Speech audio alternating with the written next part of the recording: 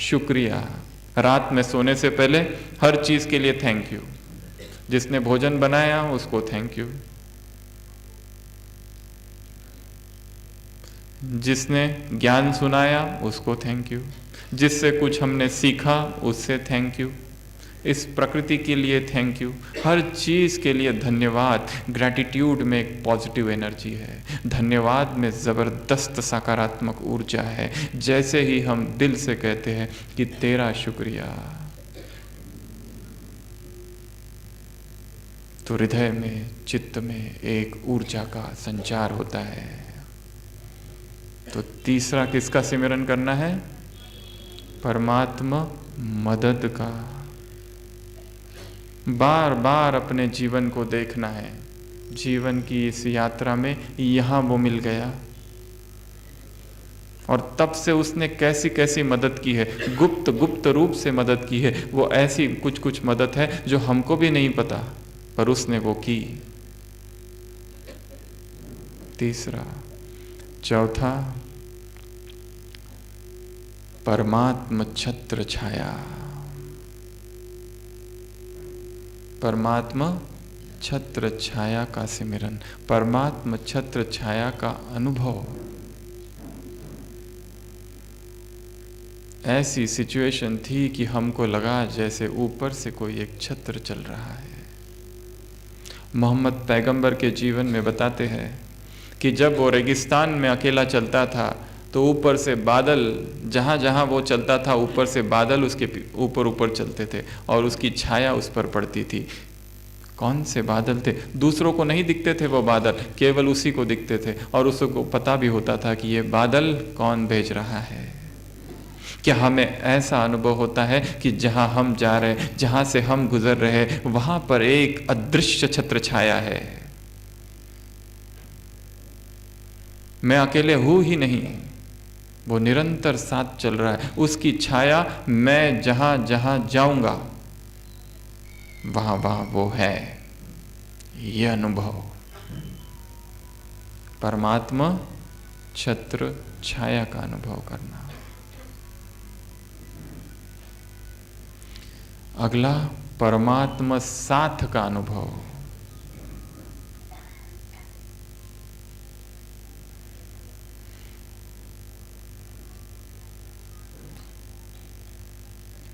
उसकी छत्र छाया भी है तो वो साथ भी है।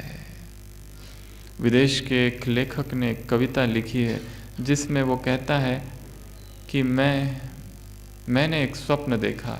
स्वप्न में देखा कि मैं एक रेगिस्तान से अकेले जा रहा हूँ और भगवान मेरे साथ साथ है। फिर मैं पीछे मुड़कर देखता हूँ तो 2 पद चिन्ह है, एक तो मेरा 2 और भगवान के 2, और हम दोनों साथ साथ जा रहे हैं।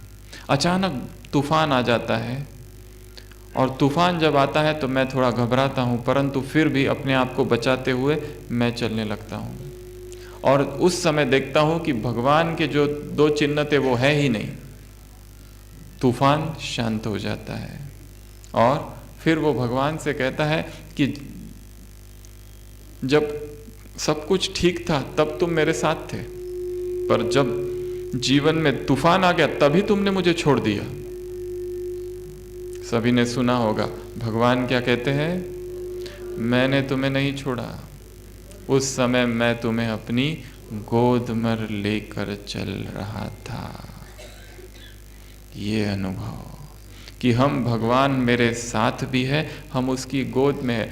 देखो जैसे कोई एक व्यक्ति चल रहा है, उसके 2 बेटे हैं, दोनों ही छोटे हैं, परंतु एक बेटे को उसने गोदी में ले लिया, एक बेटे को हाथ पकड़ के चल रहा है और अचानक एक बहुत सुंदर इंद्रधनुष आ जाता है। तो जो बेटे का उसने हाथ पकड़ा है या जिस बेटे ने उसका हाथ पकड़ा है वो तालियां बजाने लगता है इंद्रधनुष को देखकर, और तालियां बजाते बजाते इतनी भीड़ में वो कहीं खो जाता है। पर जो गोद में रहता है वो जैसे ही इंद्रधनुष देखता है वो भी ताली बजाता है, परंतु जब वो ताली बजाता है तो वो खोता नहीं है। क्यों?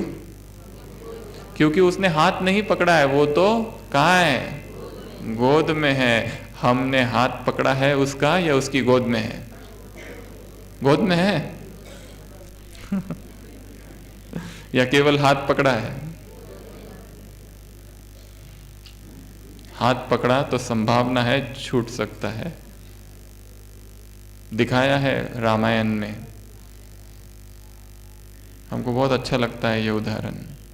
जब श्री राम, सीता और लक्ष्मण केवट की नाव में बैठते हैं और नाव चलने लगती है। केवट पता है ना, खिवैया, तो वो नाव कभी इस ओर ले जाता है, कभी उस ओर ले जाता है, कभी इस ओर ले जाता है, कभी उस ओर ले जाता है। राम जी कहते हैं, केवट हमको डर लग रहा है, हम कहीं गिर ना जाए, तुम ऐसे ऐसे नाव क्यों चलाते हो? तो केवट बहुत ही चतुर होता है, वो कहता है आपको यदि डर लग रहा है तो आप मेरा हाथ पकड़ लो। क्योंकि वो जानता है यदि आत्मा परमात्मा का हाथ पकड़े तो कोई भरोसा नहीं आत्मा का, छूट सकता है किसी भी वक्त। इसलिए क्या कहता है, हे राम तुम ही मेरा हाथ पकड़ लो। बहुत ही चतुर भक्त दिखाया है। भगवान ही जिसका हाथ पकड़ ले, हमने नहीं पकड़ा, उसने आकर पकड़ा है, तो फिर भटकने का, खोने का चांस, संभावना बहुत कम है। क्या ऐसा उसने हमारा हाथ पकड़ा है? वो तो कहता है मैंने पकड़ा है, परंतु बच्चे बाप से भी अधिक शक्तिशाली है। एक अव्यक्त मुरली में बाबा ने क्या कहा, बच्चे बाप से भी अधिक शक्तिशाली क्या कर दे है। बाप तो चाहता है बाप और बच्चे कंबाइंड है, परंतु बच्चे बाप को भी अलग कर देते हैं, इतने पावरफुल है। तो किसको याद करना है? परमात्मा साथ को। कितने हो गए? 5। उसके बाद जब से हम बाबा के बने तब से लेकर अब तक परमात्मा खजाने उसने क्या क्या दिए हैं, उसका सिमरन करते रहना है सारे दिन भर। ऐसे नहीं सुबह अमृत वेले कर लिया और हो गया, बीच बीच में उन खजानों का चिंतन, जिसको हम कहेंगे खजाने कहो या भाग्य कहो या प्राप्तियां कहो। परमात्मा खजाने, परमात्मा प्राप्तियां या परमात्मा भाग्य। संडे की मुरली में क्या कहा था बाबा ने? उधर संसार में जन्मपत्री नामकरण से पहले निकाली जाती है, यहाँ पर भी तुम ब्रह्मा कुमार बनने से पहले ही बाप ने तुम्हारी जन्मपत्री में एक लंबी लकीर खींच दी है भाग्य की और वरदान दे दिया है। वरदान तुम्हें मांगने की आवश्यकता नहीं है, जो स्मृति स्वरूप है वो स्वतः ही वरदान के अधिकारी है। वरदान तुम्हारा जन्म सिद्ध अधिकार है।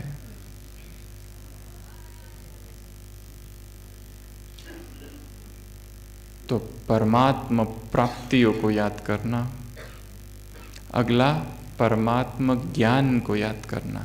एक अव्यक्त मुरली, साकार मुरली में बाबा ने कहा, एक है बाप को याद करना, दूसरा है बाप के ज्ञान को याद करना। अगला वाक्य था, बाप को याद करने में बाप को याद करने से भी ज्यादा फायदे हैं बाप के ज्ञान को याद करने से। साकार महावाक्य है, बाप के ज्ञान को याद करने से बाप को याद करने से भी ज्यादा फायदे हैं, ऐसा बाबा ने खुद कहा है। एक दूसरी अव्यक्त मुरली में बाबा ने कहा है, चाहे बाप को याद करो या बाप के ज्ञान को याद करो, दोनों ही एक है। मुरलीधर से प्यार अर्थात मुरली से प्यार। कोई कहे हमें मुरली से तो बहुत प्यार है, बाबा से बहुत प्यार है, छाती चीर कर बताएंगे तो अंदर बाबा, परंतु मुरली का मत बताओ। सुमिरन किसका करना है? ईश्वरीय ज्ञान का। तो ऐसी ये 7 बातें हैं।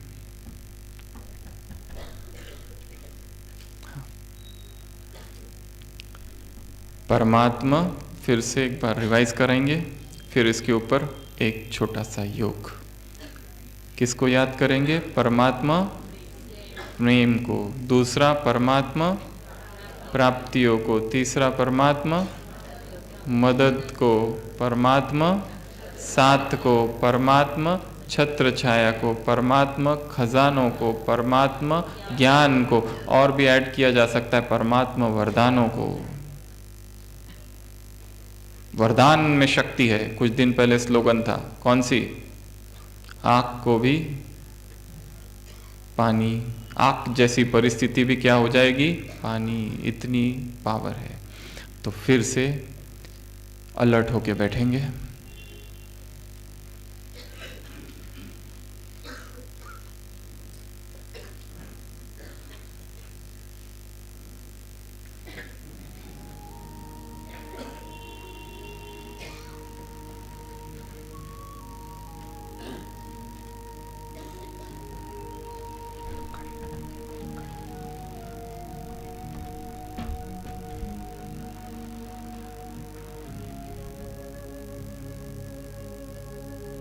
जीवन की अनंत यात्रा में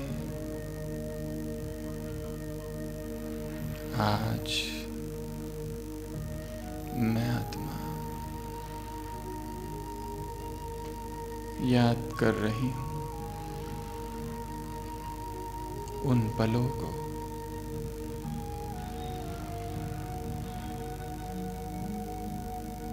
जब जीवन में पहली बार परमात्मा स्नेह का अनुभव हुआ था।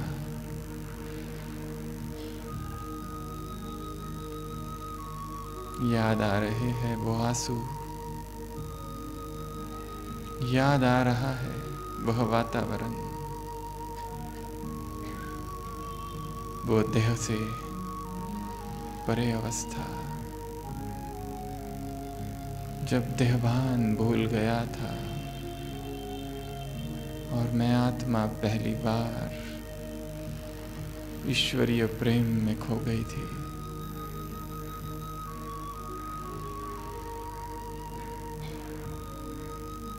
कितना गहरा अनुभव था। याद कर रही हूं उस पल को जब एहसास हुआ था बाबा ने क्या क्या भर दिया है जीवन में। याद आ रहा है वह दिन जब उसकी मदद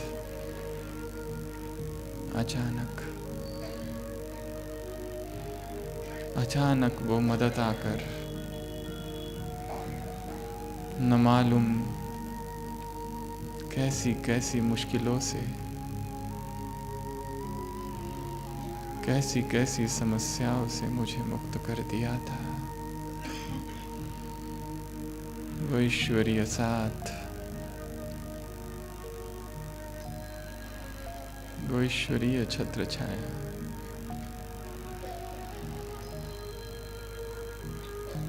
उसके दिए वो खजाने, उसके रोज के दिए हुए वरदान, कितना मैंने उसे याद किया। वो तो निरंतर मुझे याद करता है।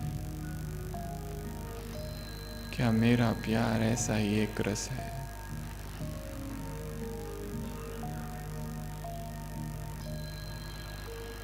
एक दृष्टिपात स्वयं के जीवन पर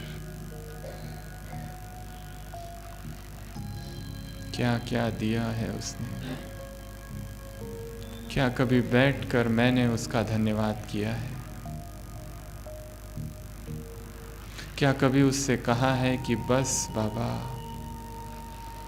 और कुछ नहीं चाहिए?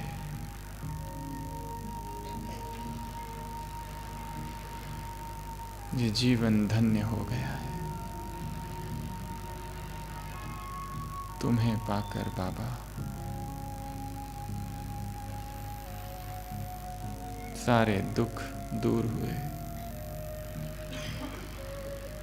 सारी शिकायतें, समस्याएं समाप्त हुई। जब तुम आ गए तो और क्या चाहिए?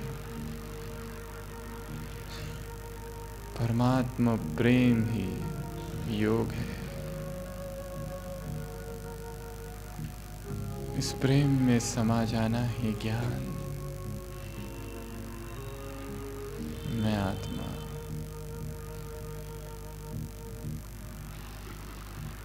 इसी योग का और इसी ज्ञान का आज अनुभव करती हूँ।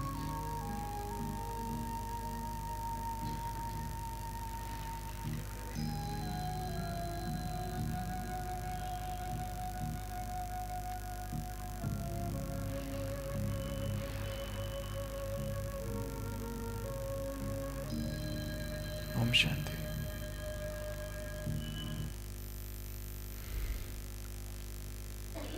ऐसी वो कौन सी बातें हैं जिसको याद करते ही आत्मा दुखी हो जाती है? ऐसी वो कौन सी बातें हैं जिनका सिमरन करते ही मन उदास हो जाता है? ऐसी वो कौन सी बातें हैं जैसे ही उनका ख्याल आता है एक अज्ञात सी उदासी छा जाती है? सिमर सिमर जो सुख पाना है वो सिमर सिमर दुख भी पाना हो सकता है। जैसे यहाँ इतनी सारी माताएं बैठी है, यदि किसी माता का बेटा बहुत दूर कहीं है, विदेश में या कहीं भारत में ही, और अचानक उसकी याद आ जाए तो क्या होता है? आंखों से आंसू आ जाते हैं। स्मृति और स्वरूप, तुरंत स्मृति आई और स्वरूप बन गया। स्मृति में इतनी शक्ति है संकल्पों में कि जो आया और हम तुरंत उसका स्वरूप बन जाते हैं। सिमरन किया और बार बार यदि सिमरन हुआ किसी दुख की घटना का तो संपूर्ण जीवन ही दुखमय हो जाता है। तो वो कौन सी बातें हैं? जैसे हमने सुख की बातें निकाली, क्या ऐसी कोई दूसरी बातें भी है कि जिनको याद करते ही दुखी हो जाते हैं? कौन कौन सी है वो? भाइयों की तरफ से सबसे पहले। भाई थोड़े कम दुखी होते हैं, बराबर है कि ज्यादा होते हैं?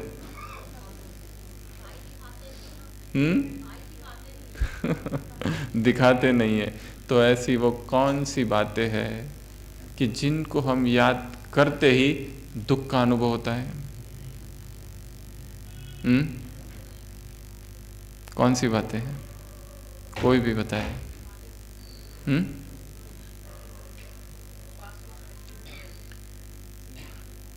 जीवन में हुई जो भी दुखद घटना हुई है, वो ऐसी अप्रिय घटना, दुखद घटना, जैसे ही याद करो ये जो टाइम पीरियड है ये भूल जाता है और हम वहीं पहुंच जाते जहां थे, और वो उस समय जो अवस्था थी वो अवस्था फिर से यहां क्रिएट हो जाती है। स्मृति, दुख की घटनाएं, दुख की बातें। जब जीवन में ऐसा दुख आ गया तो क्या हो जाता है? दुखी हो जाते हैं। एक दूसरा, धोखा। यदि किसी ने हमको धोखा दिया है तो हम क्या हो जाते हैं? उसको यदि याद करें दुखी हो जाते हैं। तीसरा,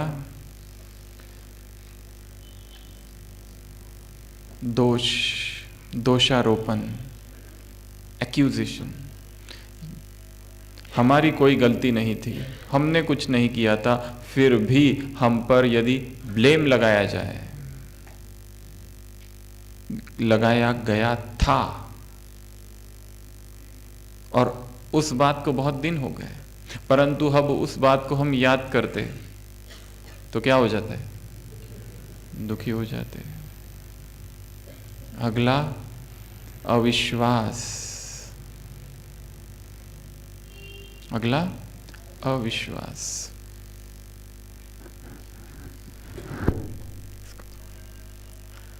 अविश्वास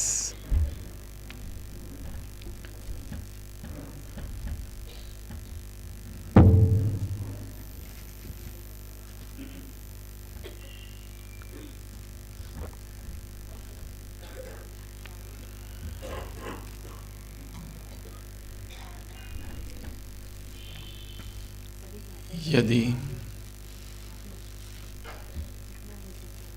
हमने किसी के साथ सेवा की, किसी की सेवा की, चाहे यज्ञ में या चाहे संसार में कहीं, किसी ऑफिस में, और हमारे जो बड़े हैं, हमने दिन रात सेवा की, दिन रात सिंसियरली काम किया, जॉब किया, और कोई अचानक हम पे अविश्वास जताए, कोई कह दे कि तुम्हारा क्या भरोसा, जबकि हम दिन रात काम कर रहे हैं, तो खुशी होगी या दुख होगा? दुख हुआ था, बहुत समय हो गया, क्योंकि शायद तब हमने ज्ञान का प्रयोग नहीं किया था और वो बात हमारे दिल में छप गई, अंदर इतनी चली गई कि बाद में वो दब गई और दबी की दबी रह गई। ऊपर से बहुत सारा ज्ञान उसके ऊपर आ गया फिर, पर वो बात अभी भी वही है। और अभी हम यहाँ हैं, वो बात हुई थी यहाँ, जैसे ही यहाँ उसकी याद करो वो वापस निकल कर बाहर आ जाती है। तो अविश्वास,